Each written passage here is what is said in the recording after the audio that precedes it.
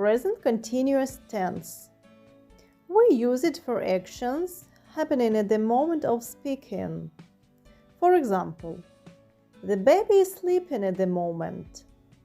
I'm having a shower now. They are playing now. In all these sentences, the action is happening right now.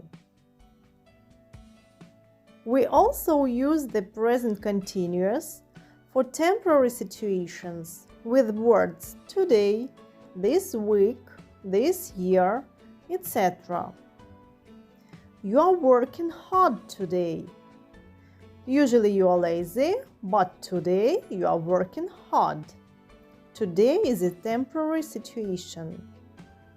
She's working in Paris this week.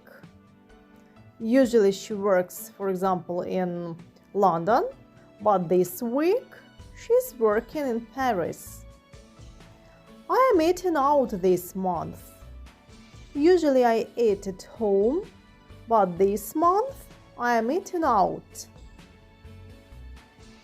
We also use the present continuous tense for change and developing situations, often with the verbs get, become, start, begin, change, improve, increase, rise, fall, and grow.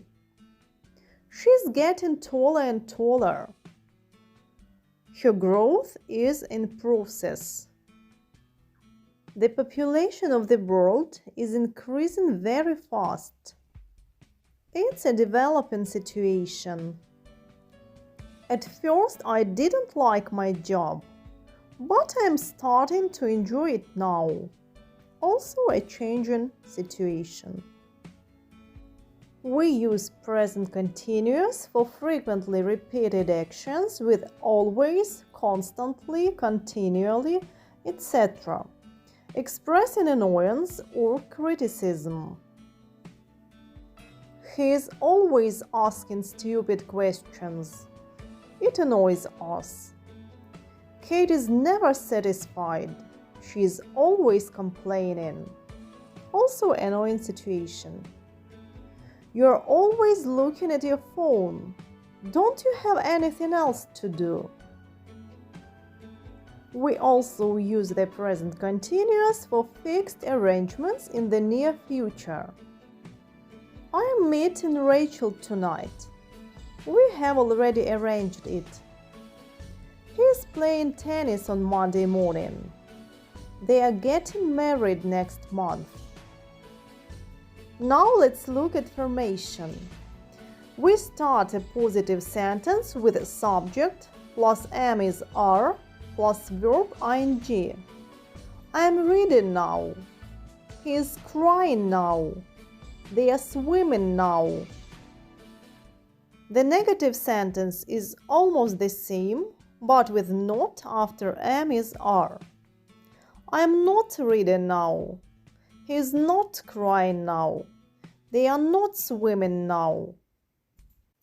In interrogative sentence, we replace subject and am is are. We start the question with am is are plus subject plus verb ing. Am I reading now? Is he crying now? Are they swimming now? What question or special question starts with question word plus am is are plus subject plus verb ing. What are you reading now? Why is he crying now? Where are they swimming now?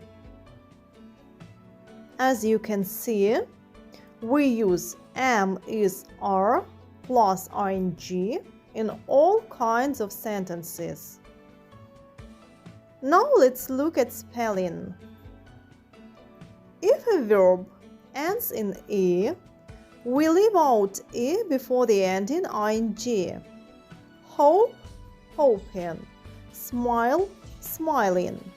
Dance, dancing. Confuse, confusing.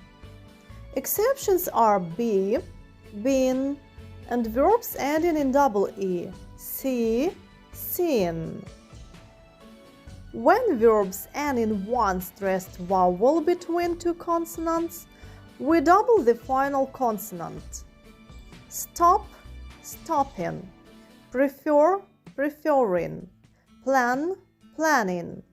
Permit, permitting. Swim, swimming. Regret, regretting. Sit, sitting. Begin, beginning. Run, running. In British English, verbs ending in L have double L before ing, whether the final syllable is stressed or not. Travel, traveling. Console, consoling. But in American spelling, only one L is spelled. Travel, traveling. Console, consoling. If a verb ends in ie, ie changes to y before the ending ing. Die, dying. Lie, lying. Tie, tying. And now let's look at common non-action or stative verbs which are not used in present continuous. They are normally not used. Agree, be, believe, belong, contain, consist, depend, fit, forget, hate, hear, know, like, love, matter, mean, need, prefer, realize, recognize, remember, seem, suppose, understand, want.